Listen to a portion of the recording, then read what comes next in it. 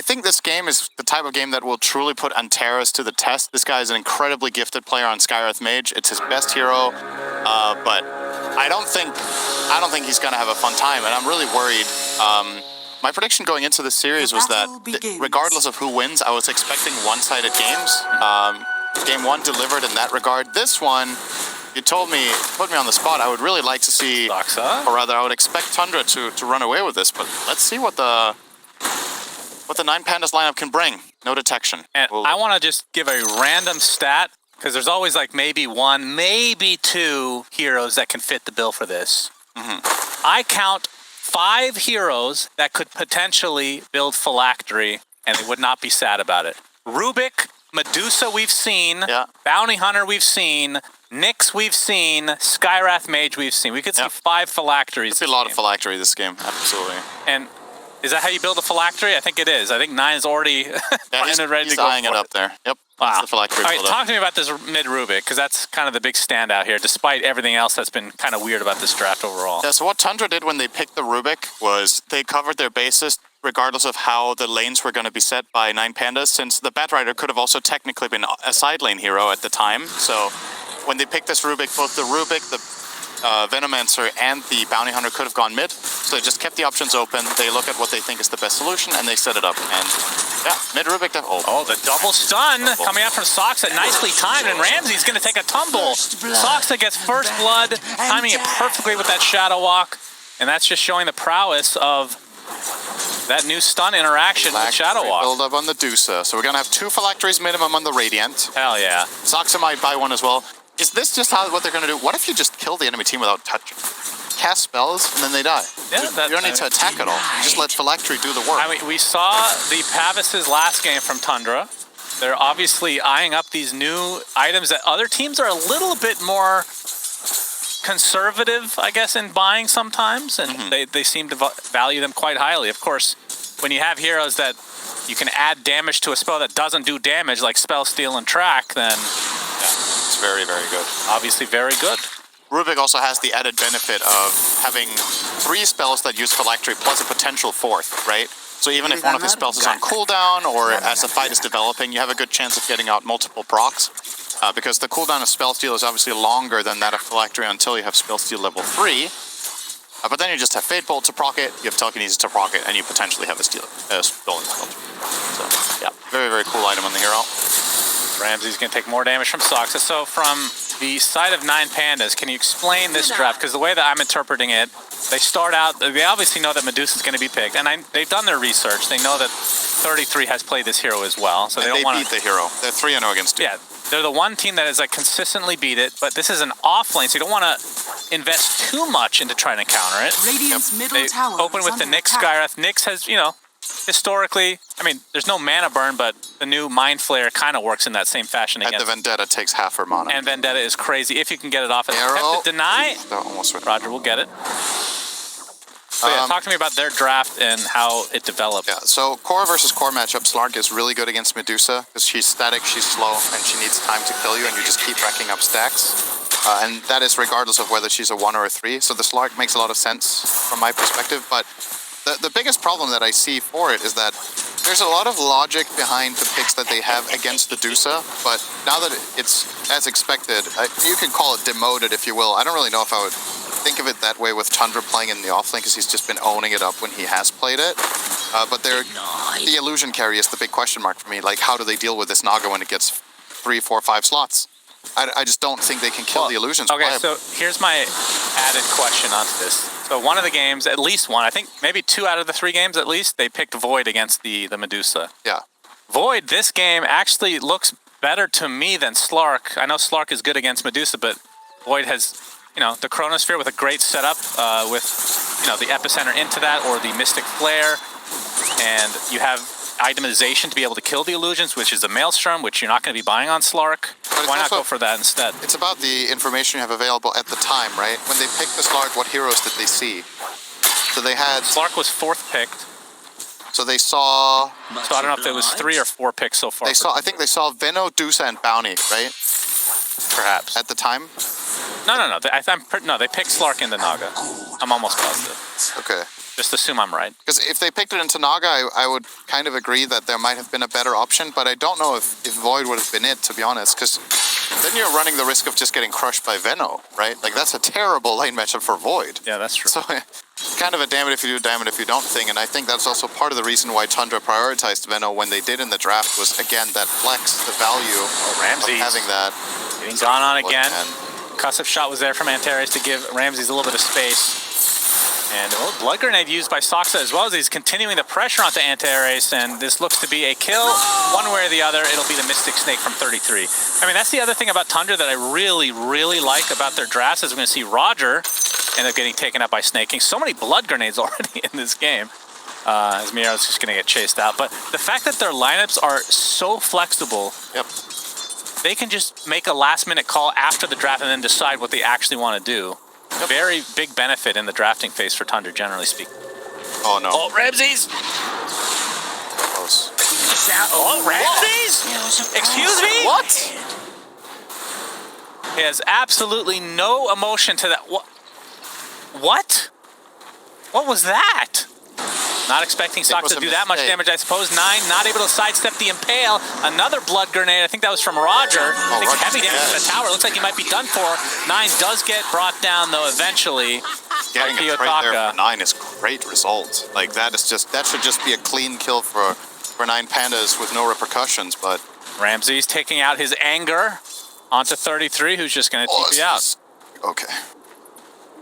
Wasn't far from. They almost burned through his mana. Right, here's the two attacks. So I think he misclicked. Maybe. I think he wanted to tango and he just moved.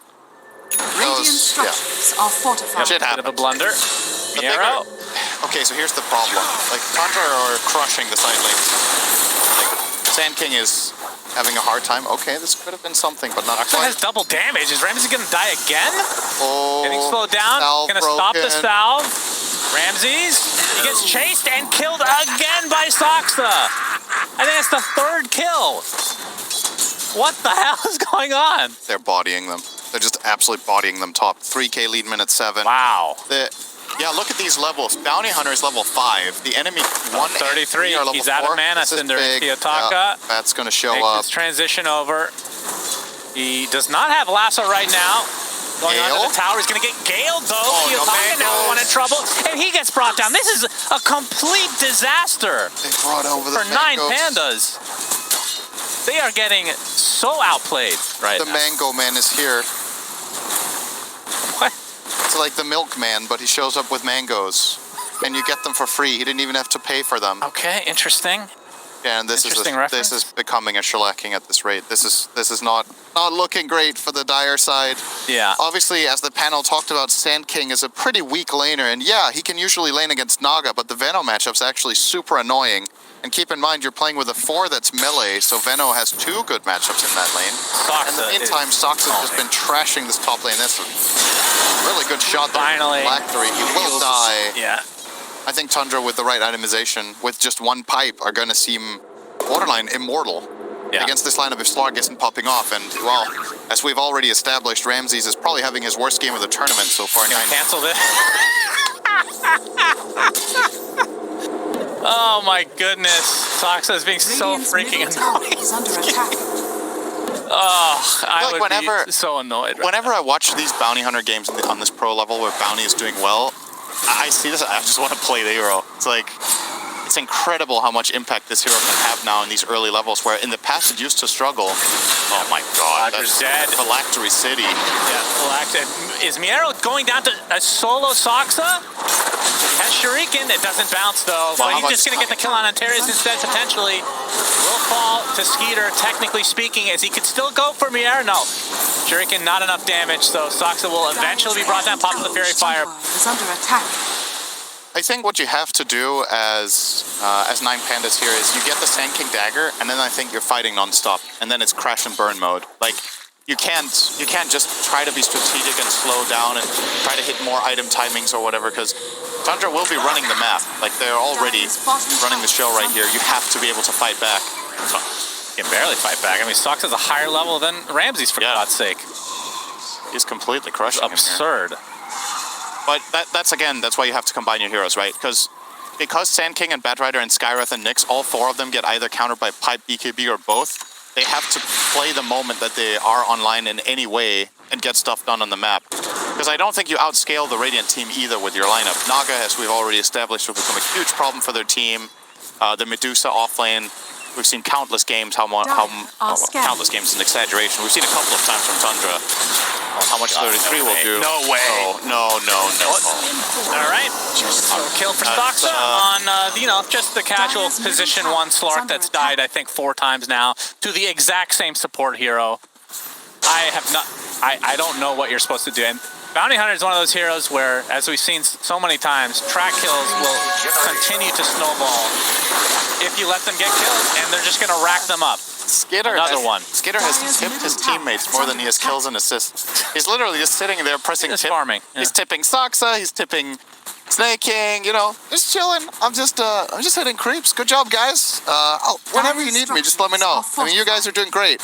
It honestly genuinely feels like Naga could be literally any hero this game right now. That is how much they're doing on the rest of the squad. Like, it's gotta feel good. And I'm not saying this to like diminish the impact of the hero, because obviously it did well in the lane and he's doing his part. He's doing exactly what he's supposed to do.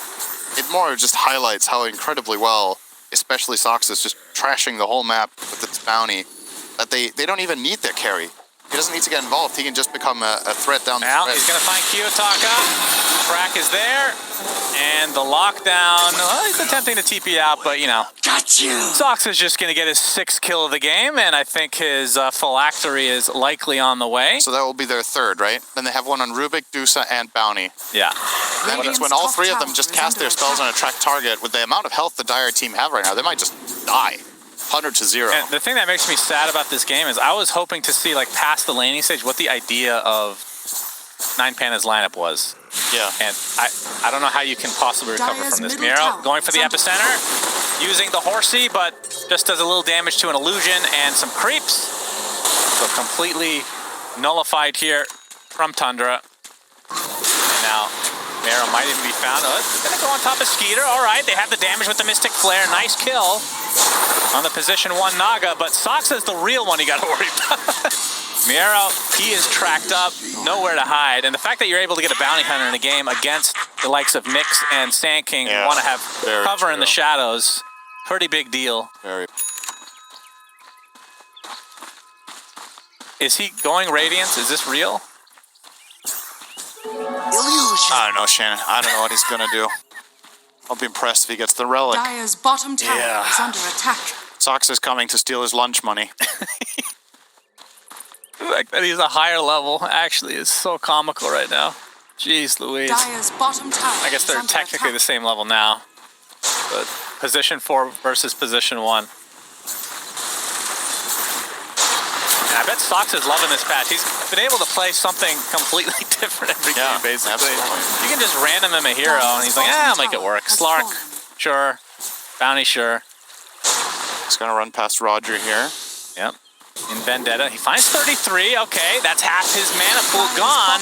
Gale to try to help out from Snake King. 33 gets off the Stone Gaze, though, along with the Mystic Flare. Or not Mystic Flare, the Mystic Snake. Not very slow bad. Phylactery. Yeah, find the 1 track kill. Many phylacteries indeed. Phylactery. We're going to telekinesis Roger. He gets galed and attempting to deny him. But SAKSA gets the kill. You disposed of your last victim. This is a ridiculously high-level shellacking, I would say. I'm not going to say Umbrella, though. Yeah, so keep in mind when I was talking about how annoying this Radiant lineup must be to play against. You can't even finish your thought process. All the Ramses will live. It's already. Probably. Maybe. Alright, they are just tilted. They're just... I gave him the smiley. I don't know how you come back from this. A nice epicenter burrow strike combo, though. SAKSA's dead. Snake King. But for now, the primary issue is that you've fallen so far behind. Roger is mega dead here if they have any detection. They don't. Show up with a sentry. Dust is getting ready. Snake went too far out of range now. Gana, gana, ya gana, gana. Roger dodging a bullet. SAKSA continuing to keep Ramsey's company, knowing that he is so tilted. He has to use his ult. Oh boy. Don't do this. Oh boy. Please no. Kiyotaka dies on the other side, but this is more fun to watch. Force staff, Ramses. Okay, he's gonna live, Cinderin. SAKSA is definitely under his skin. How much gold has he stolen? I wonder. Question. I assume this will be a free Roche for Tundra. 18 and a half minutes in. SAKSA, these two now, he gets dusted, all right. 9PANDAS are here for revenge, but a nice force staff. Keeping SAKSA alive out of the Mystic Flare. And Ramsey's very low HP, but will walk away. And yeah, what? Little do they know, Roche is still going down. Or do they know? Oh, they're taking the, okay. Taking the gate. I mean, if they can contest this. Now, Stone Gaze from 33 to prevent that from happening. Skeeter takes the Aegis. Radiant's middle In the tower end, is under attack. they do end up getting the full Roche.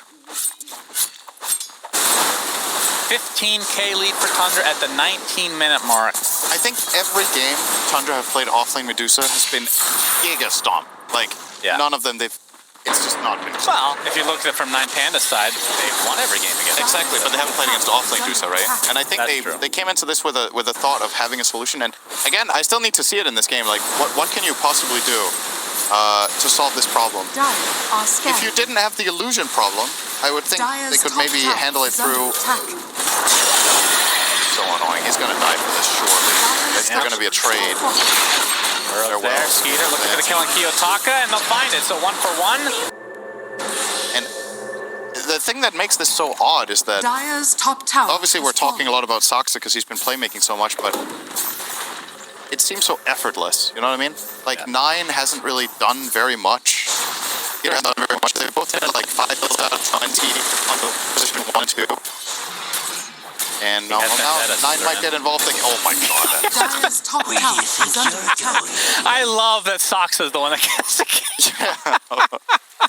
Yeah, Vendetta on Rubik is no joke. He burned all of Slark's mana on the jump there, and Structures are they fortified. just killed him in one swing. Holy jeez.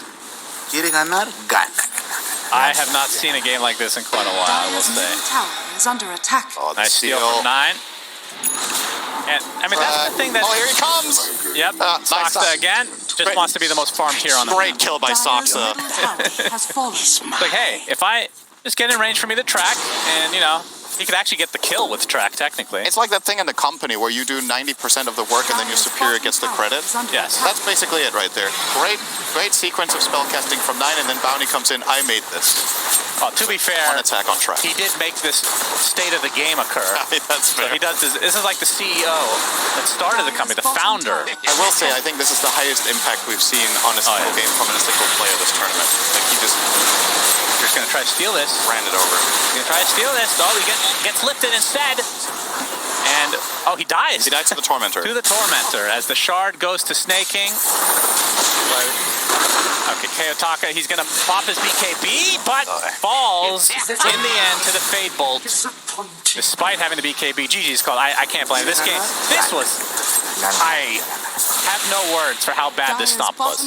And we talked about it, and again, I'm disappointed because I wanted to see what this draft was about, and we will never know because the game was just over after 5 minutes. Jeez. Embarrassing, actually. That was actually an embarrassing game.